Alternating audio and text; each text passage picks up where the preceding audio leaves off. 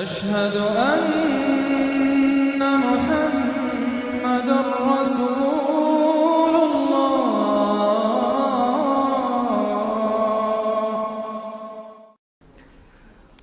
سورۃ قریش بسم اللہ الرحمن الرحیم لإلاف قریش إلافهم رحلة الشتاء والصيف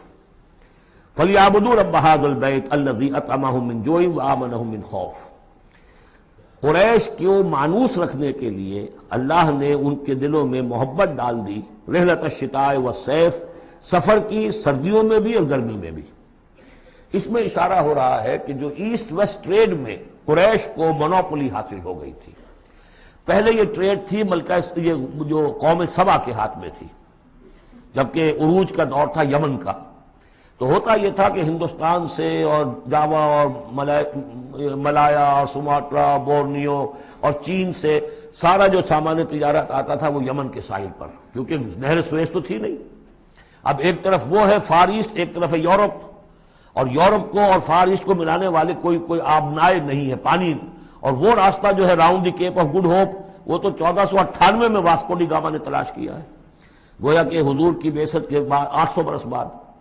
اس وقت کیا شکل تھی کہ سارا یورپ کا سامان تجارت آیا تھا فلسطین کے ساحل پر، شام کے ساحل پر، اور یہاں سے سارا مال آ کر اترتا تھا یہ یمن کے ساحل پر۔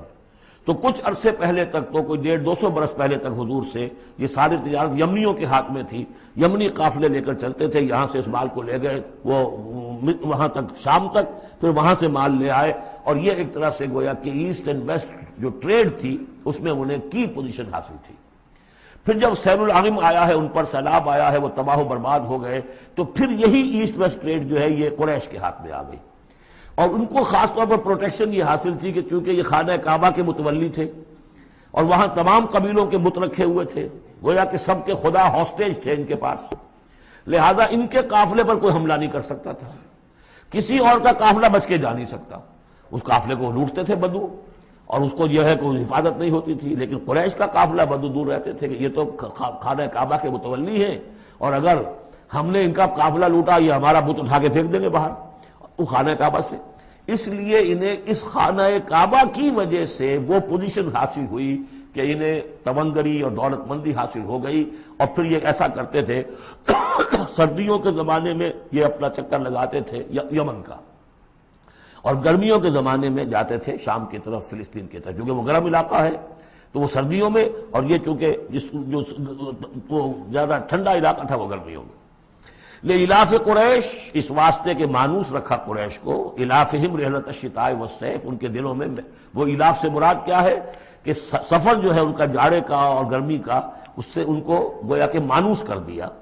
فَلْيَعْبُدُوا رَبَّ هَٰذَا الْبَيْتِ، پس انہیں بندگی کرنی چاہیے، پرستش کرنی چاہیے اس گھر کے مالک کی، اس گھر کے رب کی۔ انہوں نے یہاں لا کے 360 بت رکھ دیے ہیں،